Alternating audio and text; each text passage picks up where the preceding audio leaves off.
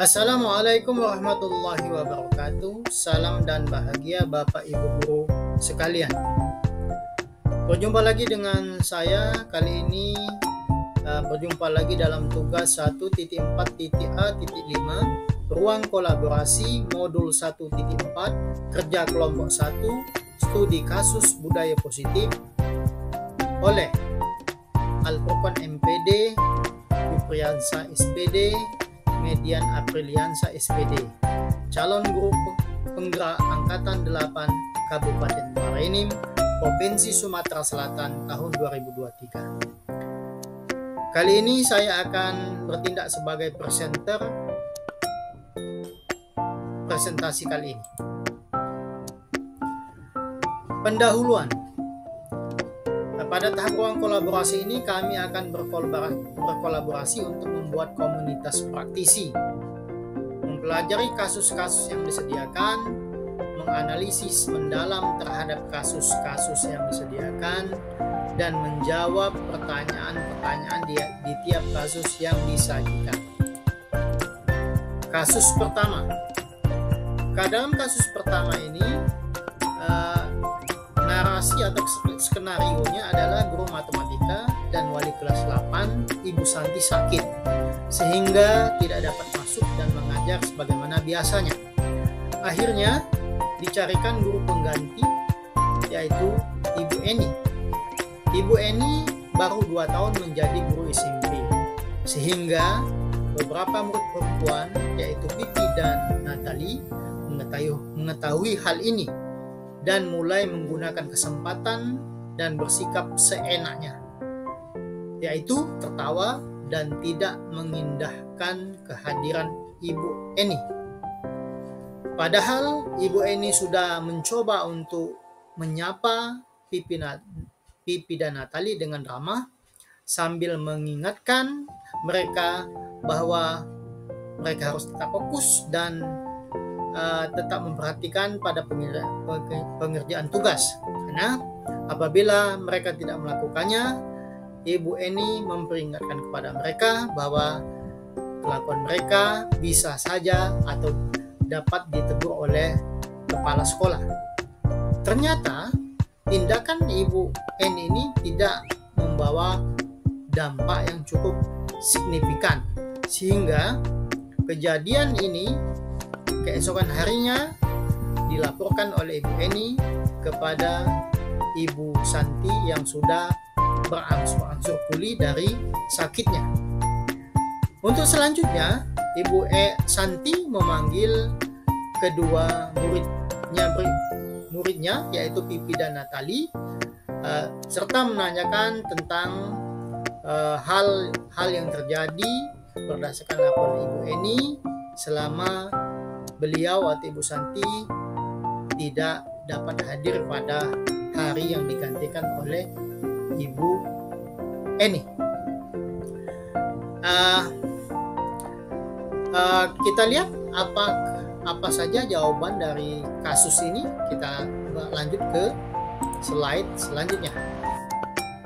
1. Dalam kasus di atas, langkah-langkah restitusi apa saja yang sudah dijalankan oleh Ibu Santi?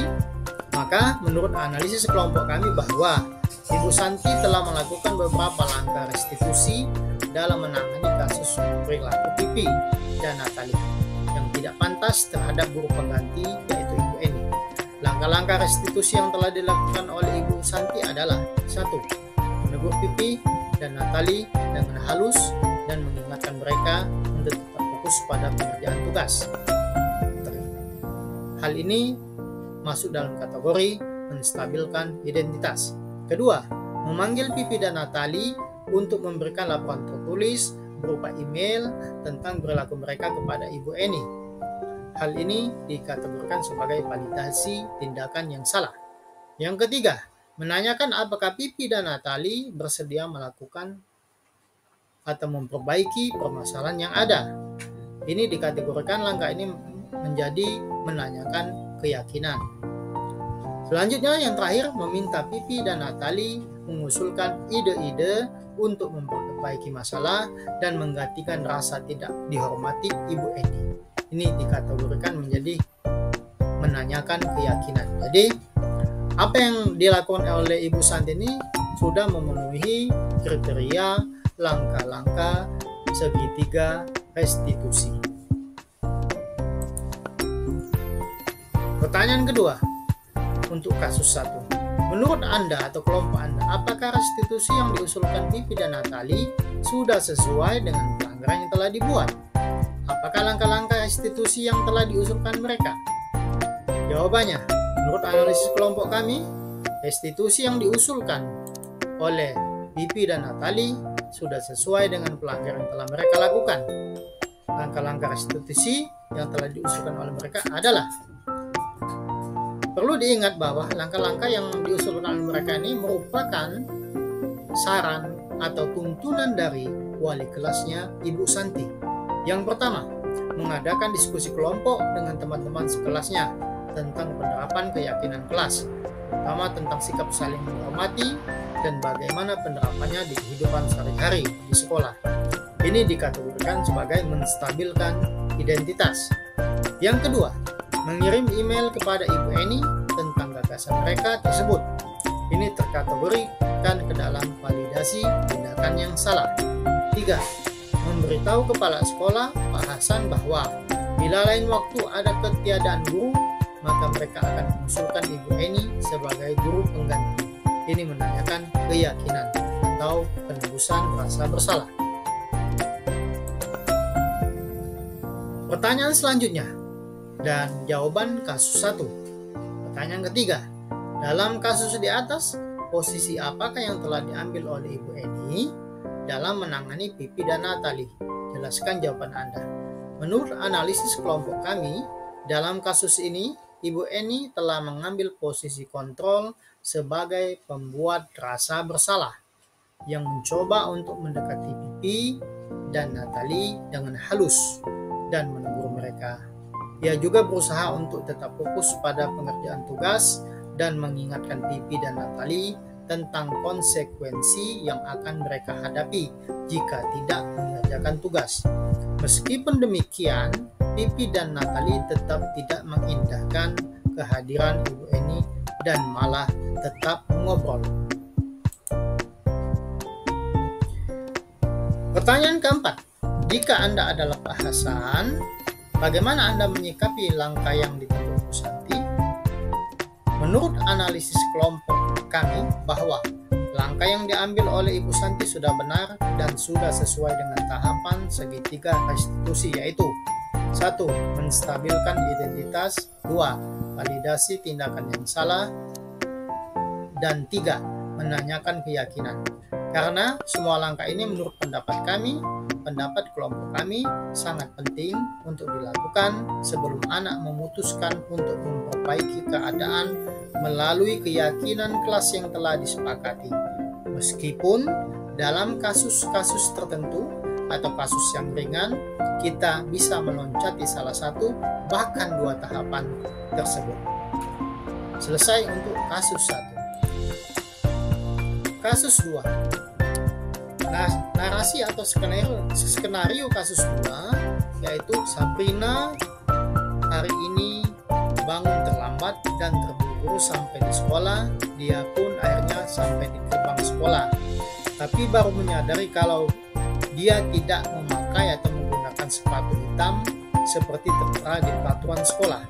Di depan pintu kelas, Bapak Lukman memperhatikan sepatu Sabrina yang berwarna coklat. Sabrina berusaha menjelaskan bahwa dia terburu-buru dan salah mengenakan sepatu. Namun, Pak Lukman menanyakan Sabrina tentang aturan-aturan sekolah, tentang seragam warna sepatu yang seharusnya dia kenakan, namun dia telah melanggarnya. Apa yang akan kita ketahui pada kasus 2 ini? Kita langsung saja lihat pertanyaannya. Pertanyaan dan jawaban kasus 2. 1. Dalam kasus di atas, sikap posisi apakah yang diambil oleh Bapak Lukman? Jelaskan apa indikatornya. Jadi menurut pendapat kelompok kami atau analisis kelompok kami, bahwa Bapak Lukman mengambil posisi sebagai pemberi hukuman atau penghukum. Indikator yang ditunjukkannya adalah memberikan hukuman secara verbal dan tindakan dengan cara menegur mungkin dengan nada yang agak tinggi dan menyita sepatu Sabrina. Pertanyaan kedua, bila Bapak Lukman mengambil posisi seorang manajer, apa yang akan dikatakannya? Pertanyaan-pertanyaan seperti apakah yang akan diajukan ke Sabrina? Jelaskan. Menurut analisis kelompok kami, bila Bapak Lukman mengambil posisi seorang manajer, dia mungkin akan mengajukan pertanyaan-pertanyaan seperti berikut. 1. Apakah kamu tahu aturan warna sepatu di sekolah ini? 2. Apa yang akan kamu lakukan untuk memastikan bahwa kamu tidak melanggar aturan lagi di masa depan? 3. Apakah kamu memahami konsekuensi dari melanggar aturan sekolah? Pertanyaan 3. Kira-kira bila Anda adalah kepala sekolah di sekolah tersebut, nilai kebajikan apa yang ingin dituju oleh peraturan harus berwarna hitam? Kasus di atas, sikap posisi apakah yang diambil oleh Bapak Lukman? Jelaskan apakah indikatornya. Menurut diskusi atau analisis kelompok 1 atau kelompok kami, sebagai kepala sekolah di sekolah tersebut, nilai kebajikan yang ingin dituju oleh peraturan harus berwarna hitam adalah disiplin dan kesetiaan terhadap aturan. Namun, perlu diingat bahwa aturan haruslah fleksibel dan dapat disesuaikan dengan situasi yang terjadi, seperti dalam kasus Sabrina yang terburu-buru dan salah mengenakan sepatu. Sikap posisi kontrol Bapak Lukman sebagai penghukum. Indikatornya, beliau memberikan hukuman secara verbal dan tindakan. Contohnya, sekarang copot sepatumu dan silakan belajar tanpa sepatu seharian. Pertanyaan keempat, bagaimanakah Anda menyikapi langkah yang diambil oleh Pak Lukman mengenai kasus tersebut? Menurut analisis kelompok kami, sikap yang diambil oleh Pak Lukman dalam kasus tersebut terlalu keras dan tidak fleksibel. Sebagai kepala sekolah, saya akan mempertimbangkan situasi yang terjadi dan mencari solusi yang lebih baik daripada memberikan hukuman yang terlalu berat. Saya akan berbicara dengan Sabrina dan mencari tahu apakah ada cara lain untuk menyelesaikan masalah tersebut, seperti meminjam sepatu dari teman atau mengenakan sepatu cadangan yang tersedia di sekolah. Saya juga akan mempertimbangkan untuk mengevaluasi kembali peraturan tentang warna sepatu dan memastikan bahwa aturan tersebut masih relevan dan dapat diterapkan dengan baik di situasi yang berbeda. Kita lanjut kepada kasus 3. Di kasus 3 ini, skenario atau narasinya adalah Ibu Dani sedang menjelaskan pelajaran bahasa Inggris di papan tulis. Namun, beliau memperhatikan bahwa ada salah satu siswa atau murid atau peserta didik yang bernama Fajar malah tidur-tiduran dan tampak acuh tak acuh pada pelajarannya. Fajar coba menjawab pertanyaan nomor 3. Pungkas Ibu Dani, maju ke depan dan kerjakan di papan tulis. Fajar pun tampak malas-malasan maju ke depan. Dan sesampai di depan papan tulis pun Fajar hanya diam terpaku sambil memegang buku bahasa Inggrisnya dan memainkan spidol di tangannya. Ayo Fajar, maka jangan tidur-tiduran, lain kali perhatikan. Sudah sana, duduk kembali, kira-kira siapa yang bisa? Kata Ibu Dani. Fajar pun kembali duduk di bangkunya. Hal seperti ini sudah seringkali terjadi pada Fajar, seperti tidak memperhatikan, acuh tak acuh, dan nilainya pun tidak terlalu baik untuk pelajaran bahasa Inggris. Pada saat ditegur oleh Ibu Dani, Fajar hanya menjawab, tidak tahu Bu. Ibu Dani pun menjawab lirih, gimana kamu Fajar? Kamu tidak kasihan sama ibu ya? Ibu sudah capek-capek mengajarkan kamu, tidak kasihan sama ibu. Dan Fajar pun diam membisu. Oke, kita lanjutkan. Apa jawaban dari kasus yang ketiga ini? 1. Posisi kontrol yang diambil oleh Ibu Dani dalam pendekatannya kepada Fajar? Menurut analisis kelompok kami, posisi kontrol yang diambil oleh Ibu Dani dalam pendekatan kepada Fajar adalah sebagai seorang pembuat rasa bersalah. Ibu Dani memberikan perintah kepada Fajar untuk maju ke depan dan mengerjakan soal nomor 3 di papan tulis. Dan ketika Fajar tidak menunjukkan minat atau kemauan untuk mengerjakan soal tersebut, Ibu Dani langsung menegurnya dan meminta Fajar untuk duduk kembali. Pertanyaan kedua, membaca sikap Fajar, kira-kira kebutuhan apa yang diperlukan oleh Fajar? Berdasarkan analisis atau diskusi kelompok kami, berdasarkan sikap Fajar yang tidak memperhatikan dan acuh tak acuh, kira-kira kebutuhan yang diperlukan oleh Fajar adalah perhatian dan motivasi. Fajar mungkin merasa tidak tertarik atau bosan dengan pelajaran bahasa Inggris, sehingga tidak memperhatikan dan acuh tak acuh pada pelajarannya. Fajar juga mungkin membutuhkan motivasi atau dorongan untuk belajar dan berpartisipasi dalam pelajaran. Pertanyaan ketiga dan jawaban kasus 3. Bila mana Ibu Dani mengambil posisi pemantau, apa yang akan dilakukan atau dikatakan olehnya? Pertanyaan-pertanyaan seperti apa yang akan diajukan? Jelaskan. Menurut analisis atau diskusi kelompok kami, kelompok 1, jika Ibu Dani mengambil posisi pemantau, dia akan memperhatikan perilaku Fajar selama pelajaran dan mencatat perilaku yang tidak sesuai atau mengganggu. Ibu Dani mungkin akan mengajukan pertanyaan seperti berikut. Apa yang membuatmu tidak tertarik pada pelajaran ini? Atau apa yang bisa membuatmu lebih termotivasi untuk belajar bahasa Inggris? Pertanyaan dan jawaban kasus 3 untuk poin yang keempat atau pertanyaan keempat. Apabila Anda atau kelompok Anda adalah kepala sekolah di sekolah Fajar dan mengetahui hal ini, bagaimana tindak lanjut Anda? Menurut analisis kelompok kami atau kelompok 1, jika saya adalah kepala sekolah di sekolah Fajar dan mengetahui hal ini, tindak lanjut yang akan kami lakukan adalah sebagai berikut. 1. Berbicara dengan Ibu Dani untuk mencari solusi bersama dalam mengatasi perilaku Fajar di kelas. 2. Melakukan observasi terhadap perilaku Fajar di kelas dan mencatat perilaku yang tidak sesuai atau mengganggu. 3. Mengadakan pertemuan dengan Fajar dan orang tua wali Fajar untuk membicarakan perilaku Fajar di kelas dan mencari solusi bersama. 4. Memberikan dukungan dan sumber daya tambahan untuk membantu Fajar dalam belajar bahasa Inggris, seperti bimbingan belajar atau program remedial. Selesai untuk kasus 3. Kita lanjutkan pada kasus 4. Kasus 4, narasi atau skenario-nya adalah dua peserta didik, Anto dan Dino, sedang bermain basket dan tiba-tiba terlibat dalam sebuah pertengkaran adu mulut. Dino pun menjadi emosi dan mengadakan kontak fisik, menarik kemeja Anto dengan kasar sampai 3 kancingnya terlepas. Pada saat itu guru piket langsung melerai mereka dan membawa mereka ke ruang kepala sekolah. Ibu Suti sebagai kepala sekolah berupaya menenangkan keduanya, terutama Dino. Dino, sepertinya kamu saat ini sedang marah sekali. Mendengar itu Dino pun mengalir bercerita tentang kesalahan hatinya. Ibu Suti pun melanjutkan bahwa membuat kesalahan adalah hal yang manusiawi dan bahwa mempertahankan diri adalah hal yang penting.